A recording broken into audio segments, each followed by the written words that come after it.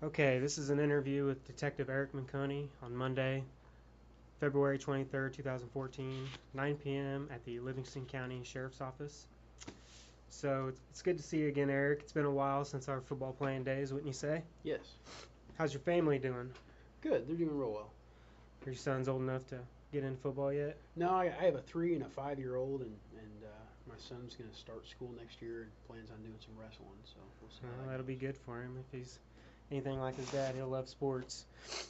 So what we're doing here today is I'm in speech class. We're dealing with public speaking, interviews, um, basically putting people out of their comfort zone. One of the things we're learning is research is a very important aspect as far as conducting interviews. Now, as a detective, would you agree with that statement? I do. Okay. Do you have any other tips for conducting good interviews? Just checking your background and your sources, who you're talking to, and checking on the information that they provide you to make sure that that information is reliable. Okay. And is that a pretty strenuous process as far as checking reliability and It depends. It can be kind of lengthy.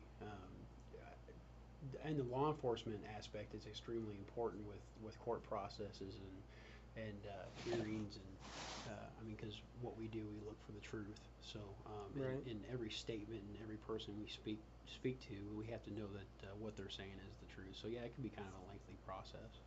Okay. Well, according to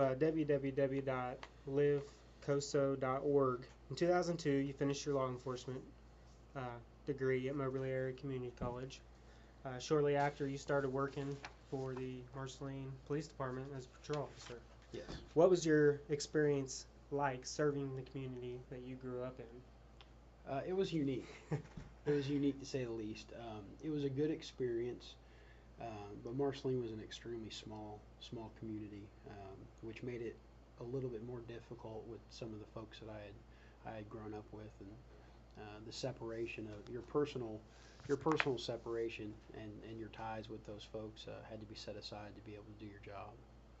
in? I could see how that would be difficult. Did you have a lot of people basically trying to pull the I know you card and Oh, almost every one of them. yeah? Yeah, almost every one of them. Yeah, Yeah. I can see that, but you have a job to do. You got to do that. According to the livecoso.org, in 2003, you and your family moved to Audrain County, Missouri. You began working with the sheriff's department there. What was the hardest thing about moving away from the town and county that you grew up in and lived in to something totally different than what you're used to? I think it was the resources. I was really young when I moved away from home and went to Audrain County, so there was a learning curve. I was not only learning how to live on my own, but I was also growing up. So the community was a lot different. It was more of a kind of an inner city feel versus the rural area. So the way people operated and they treated everybody was a lot different. So that was something to get used to. I mean, you probably didn't have to worry about people trying to pull the I know you card there, did you? No, no, I didn't have that issue. Well, that's good. It says you were employed with Audrain County Sheriff's Office until 2001 approximately. What was the most important slash best thing that you learned or took from your experience in Audrain County? I I had a variety of assignments when I worked there, but every one of them was dealing with the public, and um, I think one of the most important things was the human element of this job. That people have their good days, their bad days. I've learned to break it down that there's, in my opinion, there's two types of people. Mm-hmm. People that have really bad days and they're needing help, and some of them don't want it, or then there's just flat people that are evil. Right. There's just evil things that happen in the world. So um, it brought a whole new element to basically the human response and being able to speak with people and really trying to figure out why people have problems that they do. I see. Um, it's said on there that you did a lot of trainings with the ATF and Missouri State Highway Patrol. How important do you feel training and conferences and all that is for a person in your position in continuing your education? Training is really important. You know, a lot of it's a classroom setting, and it gives us a lot of legal information that law enforcement officers need to know. I think, but but I think one of the biggest portion is actually on the job training, actually having your boots on the ground Mm-hmm. and getting hands on. But they work together. Without Right. that classroom time, you won't be able to adequately do your job when you have the on the job training. And I understand that. I know, as a paramedic, things are constantly changing and evolving. And in order to stay on top of those things and be in your A game, no matter what your career is, you got to stay ahead of the changes. Um, I know we're constantly training. We're constantly going to school. Whenever you're tired of, in my job, and I'm sure it's the same with yours, whenever you're tired of training and learning new stuff, it's time to find a new job because it's going to get you hurt. Um, More so probably on your side of it. For me, it'd just be more of not necessarily me getting hurt, but maybe someone else getting hurt. So many people wouldn't know that, in high school you were captain of the football team. Uh, did being someone that others looked up to for advice and leadership help you with your public speaking and your people skills that you have today? Had any impact on that? It contributed to it. There was no doubt. That was an early the early start of being involved in communities and Right. leading groups. So yeah, I would say that was a contributing factor. You know, I can speak about this on a more personal level because obviously I was a freshman on the team that you were a senior on, and I know being a young guy, you look up to the older guys, period. And I know that you were always a good example, a good leader, um, a good friend. I mean, anything. So for me, I saw that you had it for a long time. The people skills, anyways. Not everybody has that, and I know that it takes a lot for some people to work on that and get those honed in to where they should be, especially if you're in a position where you have to deal with the public a lot, like you and I are. Has talking to people and conducting interviews always been easy for you? No, and I don't think it ever gets any easier. I think you kind of learn to adapt and sorry about that. That's all right. You have to learn to adapt a little bit, and each person that you're talking to is always a different situation. You got to learn to feel them out a little bit and get down on their level so they're comfortable with you. Like now, I mean, we've known each other for a long time, but Mm-hmm. it's something formal, and Right. there's nerves involved in Yeah. it. You know, you don't want to say the wrong thing or make yourself look bad. So Right. that there's always that level of anxiety whenever you're doing an interview, whether it's in public or a personal thing when it's in a professional setting. So I think that's something you're just constantly learning as you go. Okay. Melanie Denton, who happens to be your sister-in-law, told me last week in an interview, actually it was a couple weeks ago, that you have been her hero and her protector since she was 10 years old. Now, have you always been the type of guy that was looked at like a protector type? You know, for me, I don't know it. It's like I said, I've known Melanie since she was a little girl, and there, of course, there's a family element to it. Mm-hmm. So, um, I've always tried to keep my door open and my arms open for the family. If Right. they ever needed anything, I was there. But whether they know it or not, they've done the same for me. Yeah. So, um, Well, I wasn't sure if that's how you always were, and if so, if that was kind of what led you down the law enforcement path, if it was just, you always like to help people, or if you just one day got a wild hair and decided, hey, I'm gonna be a cop. a lot of time you hear law enforcement officers or paramedics, firefighters, somebody that's in public service say, you know, they get into it because they want to help people. I truly believe that exists, Mm-hmm. but I honestly believe that is just part of being a human being. Yep. I think that people just naturally gravitate to help people. Hmm. So of course that's part of why I got into it. But part of it for me was it's never ending. It changes every day. I constantly learn. I really enjoy working challenging cases. Um, I like the complexity of it. So that really pushed me. The changing environment and the opportunity to continue to learn really drove me to get into law enforcement.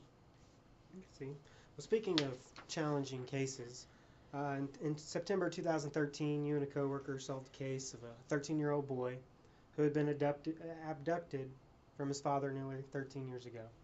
Now, as a detective and a father, did this case have any impact on how you operate as either one? Oh, I think this case hit close to home. I mean, as a parent, I think something like that is a parent's worst nightmare, and I've said that publicly, and there's a lot of people I hope that would agree with me. I don't know necessarily if it changed the way I do my job. I hope I take every case as serious as I took that one. But as a father, it has a lot.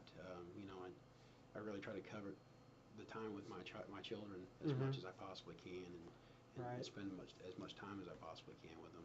I That, completely get it. As a paramedic and a healthcare provider, I when I run calls on kids, the first face I see is my own son. So you betcha. it's tough. I know it is. And according to www.foxnews.com and fox4kc.com, detectives with the Livingston County Sheriff's Office conducted thorough background investigation. Now, what tips do you have for me and my class as far as differentiating between credible and non-credible sources when doing research or background investigations? It really depends on the case that you're working, but um, in that case specifically, with the child abduction case, we had to exhaust the resources that we had, whether it was people that knew the family personally, whether that was the child's grandmother or the father, and law enforcement sources, documentation. Right. We contacted law enforcement agencies all over the country to be able to get background on this case. Um, some stuff that understand that you only have your sources sometimes are limited, so unfortunately you have to take some things at face value unless you can prove it otherwise. Right. But I think as long as you do as much as you can and hit as many resources as you can to try to in a sense blow holes in their story or Right. strengthen their story, that just make your investigation a lot stronger. So Okay.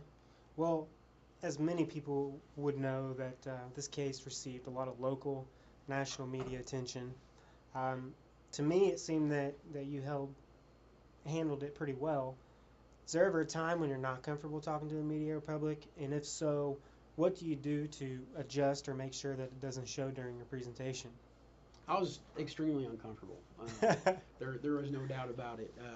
Like I said, this case was the biggest one I've ever worked, and it may always be the biggest case I've ever worked as far as media attention. Mm-hmm. Um, you know, it. I think I think some of the hurdles that you have to get over is not giving too much information out to the media, but not leaving the media hanging either, where they're going to make up their own story. So Right. you give out the facts that you possibly can, as much facts as you possibly can to be able to protect the family, but also let the public know what's going on because Right. they have the right to know what's going on. So And that's really a difficult question.